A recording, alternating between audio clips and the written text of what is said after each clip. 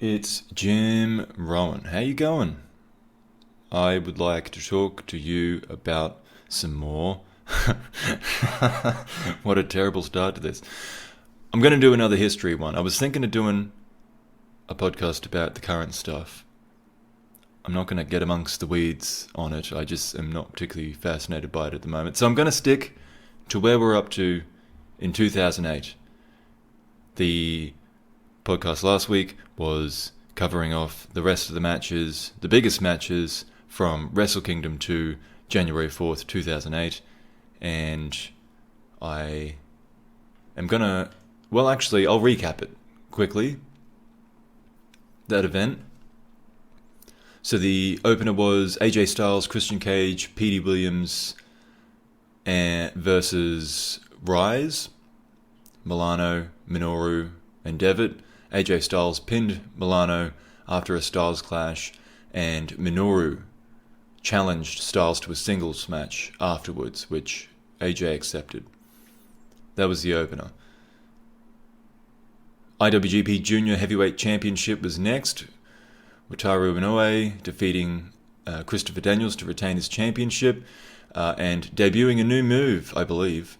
It was the same cross-legged setup for the staggering blow, which is his brain buster, but instead he hit a sit-out driver, which he calls the Oracion Flame. And that's what helped him retain the championship in his first defense, I believe, since winning it in December. That was a good match. We had Abyss versus Manabu Nakanishi, and Abyss went down to a monster German suplex in the monster match and asked for a rematch afterwards.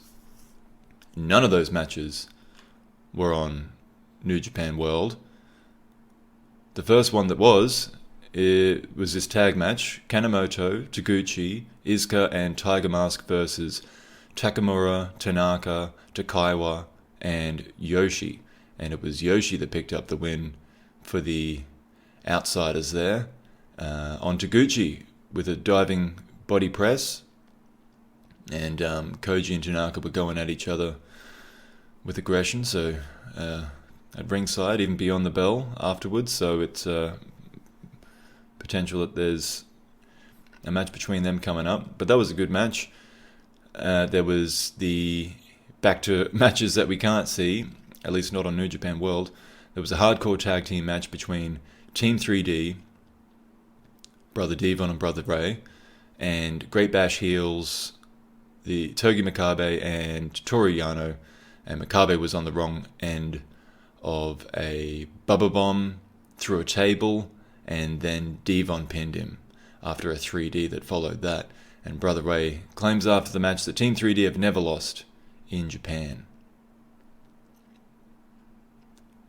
We had another match on World. The team of Legend, which is Akira, Liger, Chono, and Choshu, also joined by Fujinami, and they took on Gato and Jado of Great Bash Heel, and Kondo, Taru, and Yashi of Voodoo Murders, making up VBH. I think they called themselves, the combination of GBH and Voodoo Murders. But Choshu ended that one with a lariat on Yashi. Another decent match of that one. But then we get here into the big matches. And this was the second podcast I did. Started with Great Muta versus Hiroki Goto. And I'm going to read from, I hope Chris doesn't mind, I'm going to read from Chris Charlton's book, Eggshells, because there was a few little things that I didn't cover, and I don't know, it might be interesting if you haven't got this book. Since I'm going to just read straight from it, probably should give it a bit of a plug. Pro Wrestling in the Tokyo Dome, Eggshells, by Chris Charlton. Just goes through all the Tokyo Dome events in Japanese wrestling history. So, a lot of great information in here. And I'm gonna, just because, especially for this one, just because so many of these matches we didn't get to really see properly. So I want to add as much as I can to the the information going into these shows here. Okay, so here's the Muta one. The young warrior returning from abroad. Oh, hold on, that's not where we should start. So there was the tag title match. He was talking about the nostalgia of the Steiners match, and then a similar story of old versus new was behind Hiroki Goto's match with the Great Muta. Keiji Muto had continued to adopt... Excuse me. Edit that out, editor. Keiji Muto had continued to adopt the Muta role for a few times a year after his departure to All Japan, but Muta hadn't been in a New Japan ring since May 2000. Now, I did cover that. Goto, meanwhile, had returned from CMLL in a main event position and was being groomed to win the G1 Climax later in the year. Spoilers, Chris. Damn it. Who knows if that actually happens, though. You'll have to listen to the podcast to find out. Or, check out Wikipedia. The young warrior returning from abroad to face the most sinister of forces in the Tokyo Dome was in itself nostalgic. It evoked Jinsei Shinzaki's return to Japan from the WWF against Muta, and that match played heavily into video vignettes promoting Muta's comeback. Like the Hakushi and Muta clash, that's who Shinzaki was, of course. Hakushi, if you're more of an American fan, Hakushi was the guy he was around like the early and mid 90s in WWF with he had like Japanese characters right from down his face and on his body. I remember him having some good matches with Bret Hart and Kid. Anyway, where was I up to? So like Hakushi and Muta's clash, it was highlighted with powerful visuals, the light and dark of a decade earlier, replaced by Goto engaging in a samurai movie like Stare Down.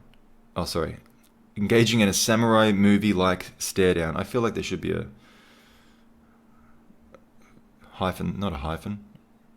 Don't worry, I'm not here to edit Chris's writing. Engaging in a samurai movie-like showdown or stare-down with Muta on the ramp and an early assault before the bell. This is why I don't read my notes on the podcast, because I'm terrible at it. I'll be getting the idea, though. So this is kind of a throwback, and they're doing this Goto match in a similar vein to, when I guess, it was Shinzaki's return. So it's a bit different, because back then, Muta would have been... I mean, he was successful, but I guess he wasn't the young man. He was young. I mean, he was on top at that point, I suppose. Anyway, he goes on to describe the match. So, like Shinzaki and Muta, this, too, was almost entirely Muta's match. Goto, frenzied to make a statement, would dive at Muta outside the ring, but would be shut off by a spew of green mist. Goto's metal staff would be used to cut him open, much like Hakushi's Shajuko was in 1996. Goto would lose to a moonsault, but like Shizaki, his stature would, if anything, benefit as a result of challenging Muto, and shrouded in mystique. Muto still shrouded in mystique, and a powerful kick-out after taking 3 Shining Wizards helped. So Muta won with the moonsault, but Goto kicked out of a bunch of Shining Wizards, so that's supposed to show that he's, can be a top guy here.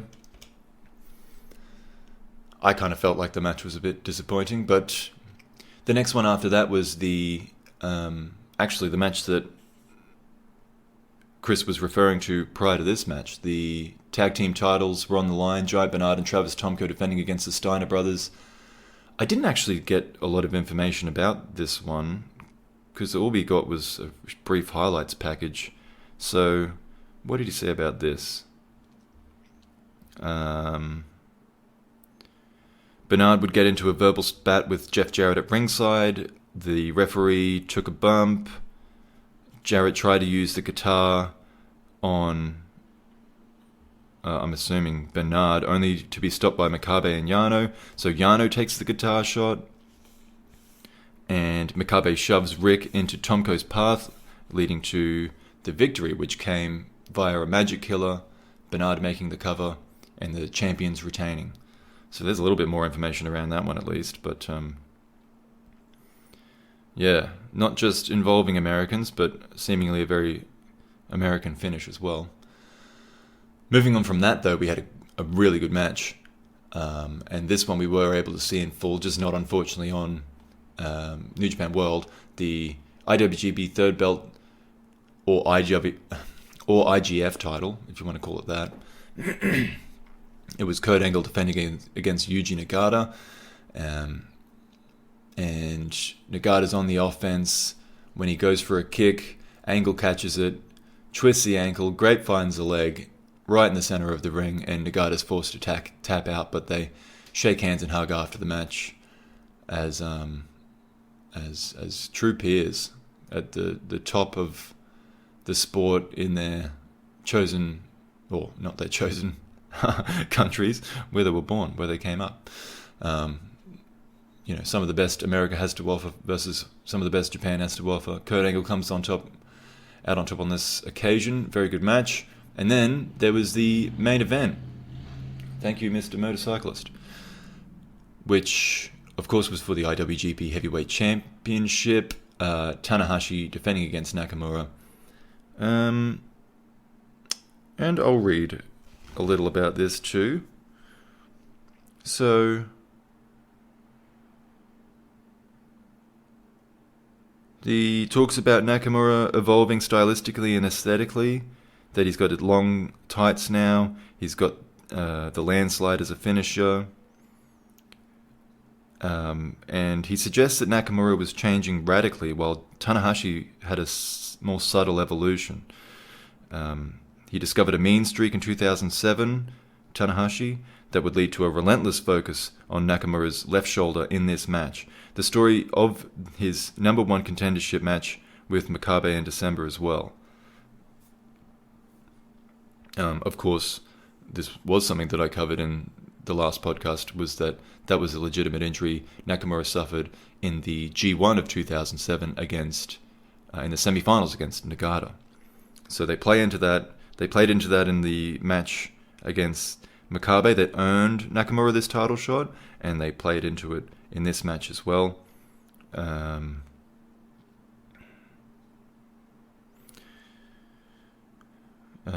after Nakamura kicked out of one high fly flow, a second found the challenger's knees. Nakamura would strike with a landslide from the top rope, and then a second in the ring to become IWGP champion for the first time in 4 years. Nakamura would close the show by facing down with Angle and declaring the IWGP titles would be unified. The best thing is pro wrestling would be the last words of the show, with two undeniably high-quality main events, a show that press would argue showed positivity and dedication from the wrestlers not seen in a long time. To go back to that field of dreams, it was being built. It was just a case of them coming. To go back to that, I don't know what that means, Chris, but I'm sure the sentiment is lovely. That's enough from the book. And that's enough on a show I already covered in detail. But I was just adding to it. Just adding a little to it, potentially. And setting up, of course, the year to come. It's 2008. That's how it started. Quick recap of who's on top. So, of course, Nakamura, heavyweight champion in his second reign. The IWGP Junior Heavyweight Championship, of course, defended at Wrestle Kingdom, still with Wataru Inoue. The Tag Team Champions also defended at Wrestle Kingdom. Giant Bernard and Travis Tomko have been champions since March of 2007 and did not appear at the Tokyo Dome, but Dick Togo and Taka Michinoku are still the Junior Heavyweight Tag Team Champions since May of 2007. So, here we go. Well, first, because of course New Japan tends to take a little break after Wrestle Kingdom, on the 6th of January, TNA held their Final Resolution pay-per-view event at the Universal Studios in Florida. The TNA World Tag Team titles were on the line, which involves a New Japan guy, AJ Styles and Tomko. They defended their title successfully against Kevin Nash and Samoa Joe. And then also a guy involved in New Japan at the moment, of course, TNA World title, Kurt Angle, world title holder, Kurt Angle, with Karen Angle. He defeated Christian Cage to defend the TNA World Championship. So, did I... Oh, there was some... Was there anything I needed to cover from that match afterwards? No, from my own notes, I'm just going back. Not really. Chris Charlton covered it. Yeah, so, alright, so he's still TNA champion going into the Unification match, which is to come. We'll cover that soon. There was a New Japan lock-up show. Naito defeated Obata. Daisuke Sekimoto and Mammoth Sasaki defeated Honma and Yano of Great Bash Heel. The legend duo of Choshu and Koshinaka defeated Voodoo Murders, Taru and Yashi. More Great Bash Heel guys. Gato, Jado, Makabe and Ishii defeated Shadow WX and Takashi Sasaki with Kanemaru and Orihara. Any one of those I've heard of is Kentaro Kanemaru. So, well, there you go. Great Bash Heel wins there. Oh, here's something funny. This is something that I talked about in the first Wrestle Kingdom podcast. Christopher Daniels, the reason we, possibly that match isn't on Impact, on the Impact website or their streaming service, is because Christopher Daniels was fired. So as far as TNA was concerned, he wasn't a TNA wrestler at the time of the Tokyo Dome event, despite him challenging for one of the biggest junior titles in the world, or cruiserweight, whatever you want to call it. So here on the 21st of January, Christopher Daniels returned to TNA, but he returned as Curryman, which is a cartoonish, like dancing comedy wrestler, and it's a gimmick that he first developed in Japan in the 90s as an independent wrestler. And actually, I got a little tidbit of trivia here, that Curryman's US debut was 27th of August 2005 against Shingo Takagi at Dragon Gate Invasion, if that's at all interesting to you. But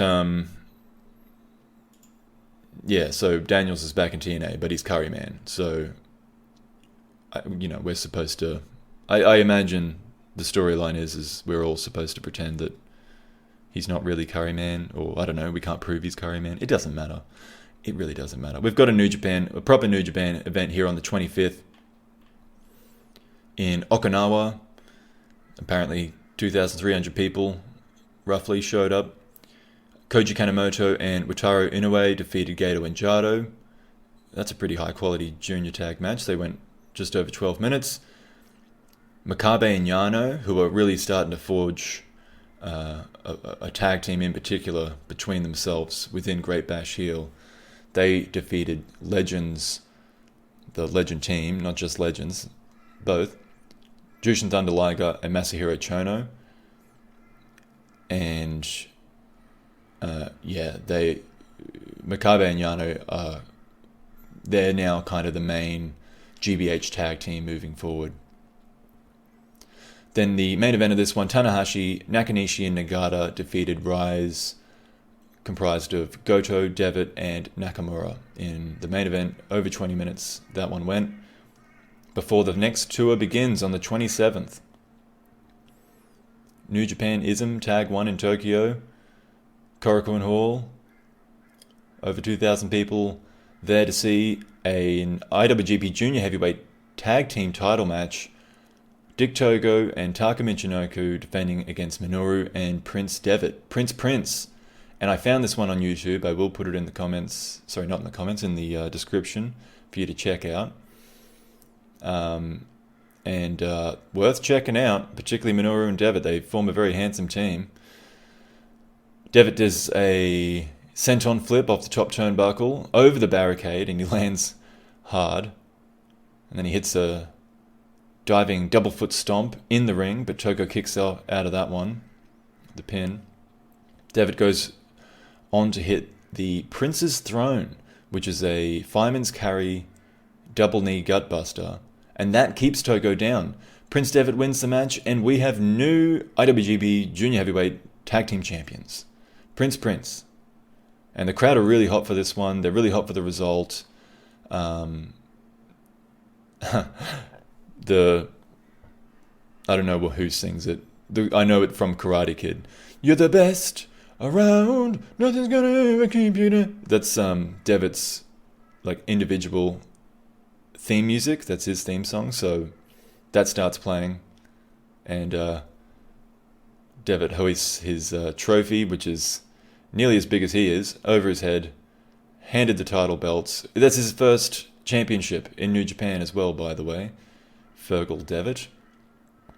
So, real kind of cool way to end the match. You're the best playing, and he's got his big trophy and his title belt. And, he's just a real fan favorite, that Prince Devitt. More to come from him, I'm sure. Then there was the junior heavyweight singles title also defended. Taguchi, for some reason, getting a rematch after losing the belt to Inoue in December, and they're not really doing anything since. And I mean, he took the fall in the tag team match he was in at Wrestle Kingdom, but he gets a rematch here and loses to the new move of Inoue, the Oracion Flame, the cross-legged sit-out scoop slam pole driver. I've found this match as well, so you can check that out if you'd like. And to wrap up January, on the 28th of January, TNA Xplosion. This was on Impact Plus. Shinsuke Nakamura was over there to defeat Elix Skipper, who's probably best known for walking across the top of a cage unassisted in a TNA match. It's a clip I've seen around a lot. And he hits a Hurricane Rana off the top rope. Off the top of the cage. I think a few people are chained, like connected to each other, and yeah. I've heard people talk about that there was no, like, such a dangerous, there's no support network there for him. If he fell the other way, he was in a lot of trouble. And apparently, they didn't rehearse it or anything. He just was like, I can do it. I'm going to do it. And he did it, and it was pretty spectacular, to say the least, really. But in this match, there was some unorthodox chain wrestling. I guess I was able to see it on Impact Plus, so I don't have the link here, but if you've got it, give it a search. TNA Xplosion, 28th of the 1st. And Nakamura beats him with a landslide with a lot of confidence. But the fans really don't care. The Impact fans are quite apathetic toward it all, despite having the IWGP Heavyweight Champion in front of them having a match. Even if it is maybe it was a bit of a squash match, but I don't know. Things would be different these days. Okay, so let's get into the tour. The 27th, we had some big matches, but on the 2nd of February, the second card of the tour kicks off, continues from there. They're in Nagata. Bernard and Tomko defeat Gato and Jado. There's Rise, Goto, Low-Key, Minoru, Devitt, and Nakamura defeating legends Akira, Liger, Chono, Choshu, and Super Strong Machine. So, Low-Key. He's with TNA, I'm pretty sure. Let's see if I go cage match. I think from memory that he was really, don't mean to spoil anything, but I think he joined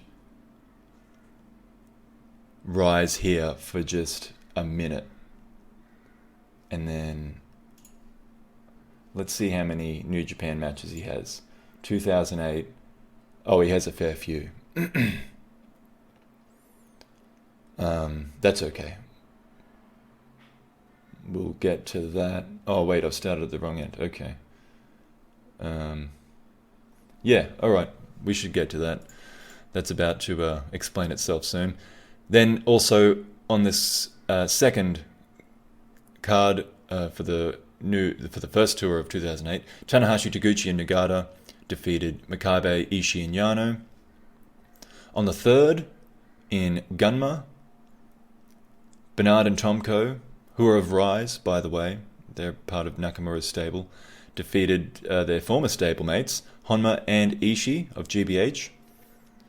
Legend, Akira, Liger, Choshu, and Super Strong Machine defeated Goto, Minoru, Devitt, and Nakamura of Rise.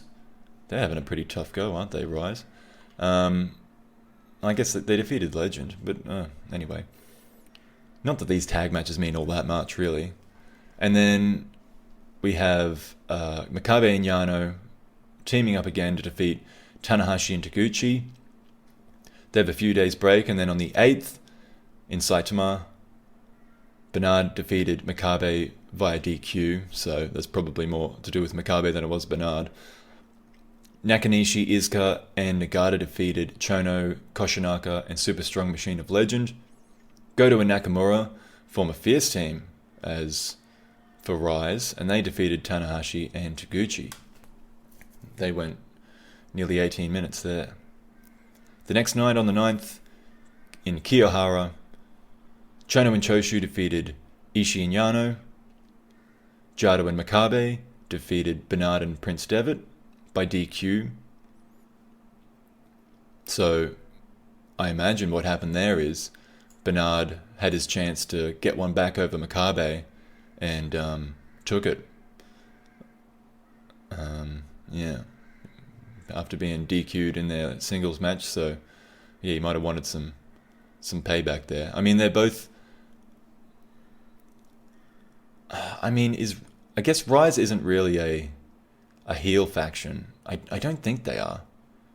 They've got a lot of kind of guys that they're not baby faces, but people like them. So I guess there might be a bit of a tweener faction at this point. Great Bash Heel are very much a heel faction, but of course it's all quite malleable between the teams. It's really whoever's the more baby face of who you're watching, whoever's in the match. Then there was Tanahashi and Taguchi, who have been tagging together a while now, versus Kanemoto and Inoue, and they pick up a win this time. Tanahashi and Taguchi. And then in the main event, Goto and Shinsuke Nakamura team up again, this time defeating Iizuka and Nagata. Switching back to TNA for a moment, on the 10th, at Against All Odds, in the Bilo Center in South Carolina, AJ Styles and Tomko defended the World Tag Team titles again, this time against BG James and Bob Armstrong. And then we had another TNA World Title defense from Kurt Angle. This time it was against Christian Cage again, but this time it was with Samoa Joe as the special enforcer. So Angle attempted to use a steel chair during the contest, but it was stopped by Joe, and he took it away. And then in the final minutes, AJ Styles interferes in the bout to attack Cage, but he's stopped by Joe. But that allows Angle to grab the steel chair from ringside and bash Cage with it, because Joe's distracted. So then Tomko comes down to the ring, and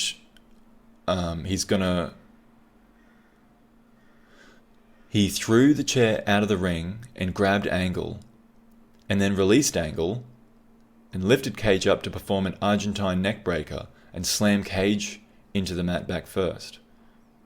So he kind of faked out that he was going to attack Angle, and then he went for Christian. And so Angle pins Christian and retains the championship. So AJ Styles was attacking Cage. Okay, so I guess they're setting up, I don't know, maybe some issues between Tomko and Cage, but for now Tomko's stayed on the same side. Anyway, back to New Japan, which is a lot less confusing. On the 11th, they're in Gifu, about 3,000 in attendance, apparently. Goto gets a singles win over Tomohiro Ishii. Nearly 13 minutes they went. Nakanishi, Tiger Mask, and Yuji Nagata defeated Kanemoto, Iizuka, and Inoue. Bernard and Devitt defeated Makabe and Yano. That's a big win, because Makabe and Yano, as I keep saying, are forming a proper tag team and a real tag team here. And Bernard and Devitt aren't, they're not a tag team, they're just stablemates. So, not sure what happened there, but good on them. Then Tanahashi and Taguchi get another win together, this time over Minoru and Nakamura. On the 14th, in Ibaraki, Nagata and Yujiro defeated Nakanishi and Hirasawa. This is the last match Nagata has for a while, so I'm unsure if he was injured here, because I couldn't find anywhere anything about the issue that he had. But whatever happened to Nagata, he misses the New Japan Cup next month. He doesn't return until May. So that's unfortunate, because of course he played such a big part in 2007. And of course last year won the New Japan Cup, so he doesn't get the opportunity to defend it. So the last we'll hear about Nagata for a little while. And then, still on the 14th, Rise, Goto, Minoru, Devitt, and Nakamura, they defeated Legend, Akira, Liger, Chono, and Choshu. Yano defeated Giant Bernard one-on-one, and then Tanahashi and Taguchi, once again, just stringing wins together here, they defeated Makabe and Honma of GBH. On the 17th, we're up to tag 8, if you're keeping count. They're in Sumo Hall, apparently 9,500 in attendance. I'm not sure if that's accurate. From the things I read about the time, they're reporting numbers like that, but they're not getting numbers like that. So I don't know if that's the case or not. That's what's reported. I think that would have been the number on Cage Match, if you want to know where it was reported. So whatever you think about Cage Match. If you think anything negative about it, don't tell me. I'm not interested. I love it. Koji Kanemoto, Nakanishi, and Iizuka and Tiger Mask, they defeated Taguchi, Taichi Ishikari. Taichi's back. And Naito and Yujiro, also on that team, defeated by those guys. Christopher Daniels back as well. He defeated Inoue, which is a surprising win. It's over the current junior heavyweight champion, for one. And he was just Christopher Daniels in this match. He's still known as Curryman in TNA. But this wasn't for the title. It was just a rematch, and Christopher Daniels got it done. And then there's a match between Legend and GBH. This is significant because it is the return of Hiroyoshi Tenzan. So he teamed up with his GBH stablemates Gedo, Jado, and Ishii, and they took on Chono, Choshu, Koshinaka, and Super Strong Machine. But it was Legend that got the win here. I did mention return from what? It was a injury that Tenzan was out with. But of course, he's been out for a while. Not just with injury. He, in 2007 was doing some stuff in All Japan with Kojima, and he's just for a long time now left Makabe the de facto leader of GBH. And so I don't know how surprising it was at the time, but after this match, GBH turns on Tenzan, they beat him up, they kick him out of the group, and install Makabe as the true leader of GBH moving forward. Or, Makabe possibly just takes that on. But it's significant to point this out because this is a hugely important angle it's a big angle for the year of 2008. This will play out for a while. So, and it's a fantastic angle, the way it plays out. Sorry, not the angle is good, but I mean just the storyline that plays out following this angle is really good. So look out for that. This is a big card, though. Of course, it is in Sumo Hall. So we have the first defense of the junior heavyweight tag team titles for Prince Minoru and Prince Devitt of Rise. They took on Akira and Jushin Thunder Liger, and unfortunately, they lost. They couldn't hold on. The legends, the veterans, take the titles from them. So, not even one title defense, unfortunately. And after such stability with the junior tag division for so long, it's now changed twice in 2 matches. AJ Styles also came up from TNA to face Hiroshi Tanahashi. Once again, the rumored main event of Wrestle Kingdom 2 at some stage. But they go nearly 20 minutes here. Unfortunately, couldn't find that match. Probably worth a search and trying to see if you can find it. Actually, let's see if I can find it right now. Why not? It's not like it would be detrimental to the listening experience or anything. 2008. Videos. Okay, I found some highlights.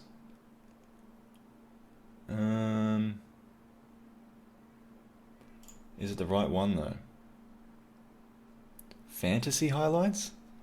What does that mean? Oh, no. Nah, that's later. That's not this match.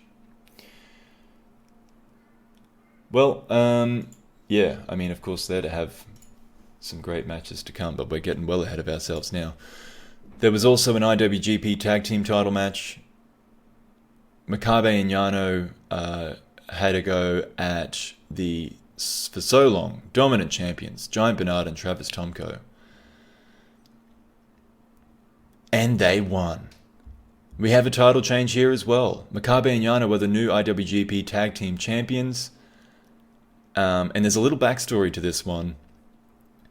Travis Tomko disrespected his half of the tag titles on an IGF show before this match. He was brought back from TNA to defend the title, and once his team lost, he was shown the door. He's gone.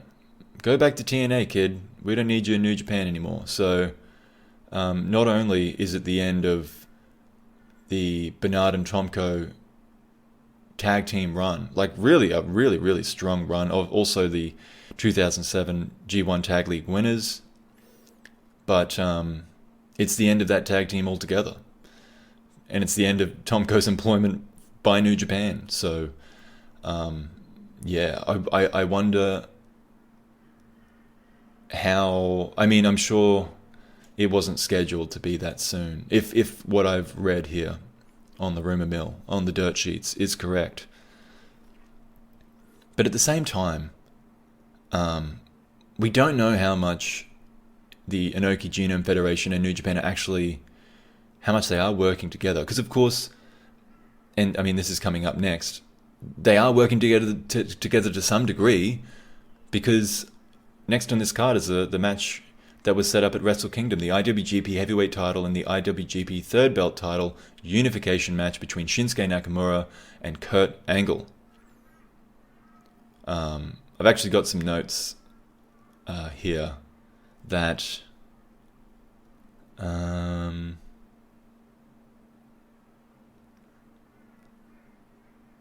okay, you know what? It doesn't spoil this match, so I'm going to read it now. It's as per Brian Alvarez of Figure 4 Weekly. This is what he wrote. Just because I think it does connect to the tag team situation, the tag team title situation. He says, "It's abundantly clear now that Inoki's IGF promotion and New Japan are working together, and probably have been working together since day one. There was an IGF show the day prior to this event, and Tomko showed up threw down his IWGP Tag Team belt, and then beat Alexander Otskar in an MMA-style match. Tomko in an MMA-style match. I don't know how good that might have been. And it looked like he was bailing on New Japan, but he still showed up the next day, and along with partner Giant Bernard, dropped the tag team belts to Makabe and Yano, the same team that put over the Dudleys last month. That's the kind of thing that I'm... And I mean, they lost to Tanahashi and Taguchi not that long ago, so it's not like they really built them up to be defeating like a tag team they built so well. Like, these guys were just conquerors, nearly a year as champions. Bernard and Tomko, of course, is what I'm referring to. But anyway, continuing here from Alvarez, all the New Japan guys lost on this show, as AJ Styles also put over Tanahashi in a good match. Well, that doesn't make sense. All the New Japan guys lost, but AJ Styles put over Tanahashi, so not all the New Japan guys lost then. Only TNA guy who won was Chris Daniels, but of course he's not Chris Daniels in TNA, so that doesn't count. They had Jeremy Borash there to do ring intros and such, but I wouldn't expect to see any of this on TNA TV. Right, so that's Alvarez's perspective, and I think he's much more across the TNA scene at this time than he is the New Japan scene. But there's, just a little insight into the goings-on at this point. The politics between Inoki and New Japan and TNA, and I mean, there's a lot of people involved in the New Japan scene at the moment. Of course, 01 as well, All Japan, the WEW title. It's there's a lot going on. Anyway, let's get to this match because it's a good one. I did find it at the time displayed in about 36 pixels, but I mean, I was able to get an idea of it. Shinsuke Nakamura versus Kurt Angle, the Unification match, the reconvergence of the IWGP heavyweight title and its lineage. So, of course, both titles on the line to be unified.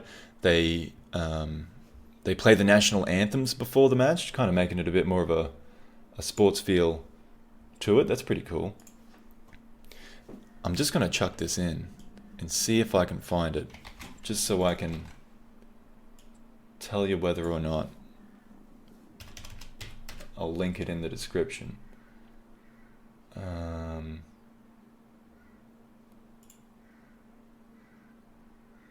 Oh, there's the... Oh, that's the Nakamura match with Elix Skipper that I talked about before. So I can link that one. There you go. And here on Facebook... Oh, I think this is the one. I think this is the one that I found. It is rubbish quality. But hell, it's a good match, so I recommend watching it anyway. I will link it in the description. But, yeah, let's get to it. National anthems, that's pretty cool. It doesn't look like they show that here. It goes straight to the match in this version, so maybe I did find another version. But, okay. The exchanges are pretty even in the opening stages until Angle throws Nakamura over the top rope with a belly-to-belly suplex. And then he pushes him back into the ring to maintain the advantage. He goes for the Olympic slam, but Nakamura shifts around and hits a DDT. Nakamura wins the subsequent striking battle, but takes way too long going to the top rope, and Angle catches him, but Nakamura does fight him off. He's still unsteady up there, so Angle bounces back to hit an Olympic slam off the top, but this only earns a 2 count. So the straps come down, he takes control of the Angle takes control of the ankle. Nakamura manages to twist Kurt around and takes his back for a choke. He switches to an armbar, but Angle escapes and finds that ankle again. This time Nakamura cradles him into a pin, but Angle kicks out. So obviously Nakamura's scouted the move and is got a few counters to it already. The move that beat Yuji Nagata, the ankle lock. The American rushes Nakamura in search of vengeance, but runs into the landslide. But he kicks out of that as well.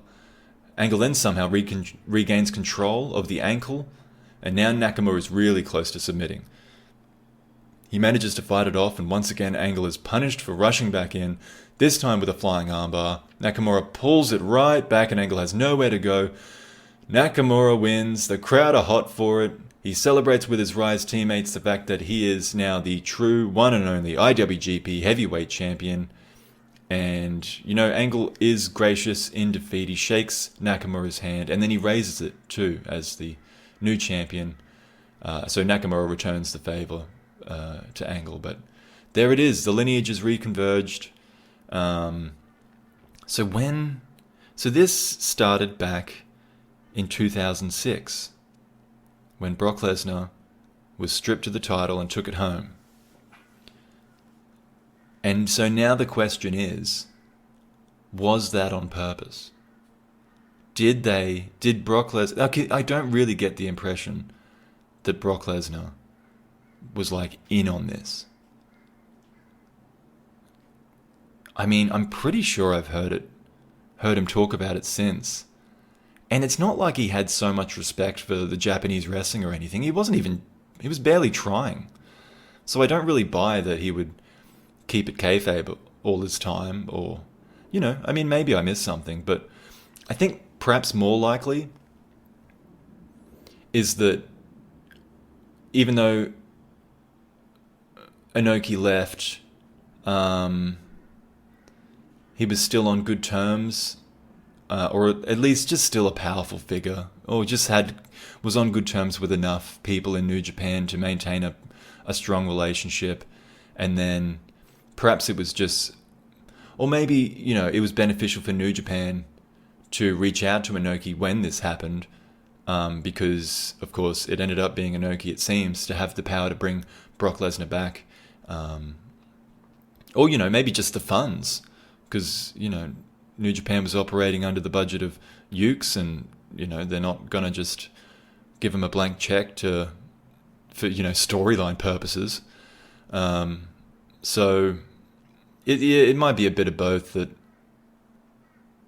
they just kind of needed Inoki's help, and Inoki agreed because he thought it would benefit them both. It kind of gets IGF off the ground, with a lot of New Japan fans having to check it out because it's got implications to the title that they have grown up watching. So I guess, that's probably what it is. I don't really buy the idea that it was a year and a half of storyline coming to a head, because it just doesn't really make sense. But there it is. That's the reconvergence of the IWGP Heavyweight title. And you know what? Probably a good way to end this one. Nakamura is now just not just the reigning champion, but the true reigning champion. So he's kind of got that over Tanahashi in a way, because Tanahashi's never been the true champion. He never beat the man, He won a tournament when Brock Lesnar left, and then since then it's kind of carried on. But that's a fun little addition to their dynamic, because Tanahashi, of course, had the upper hand, being so much more important to New Japan for the last couple of years than Nakamura has been. But now, Nakamura just kind of comes out of nowhere, nicks the title from Tanahashi, and then becomes the hero that, reconverges the lineage of the championship. So it's the defender of New Japan against the Americans, the old classic that made pro wrestling so popular back in the 50s when it began. So, of course, there to clash many times moving forward, and I will cover that as I get to it. Thank you for listening to this episode. Until next time, have a good one.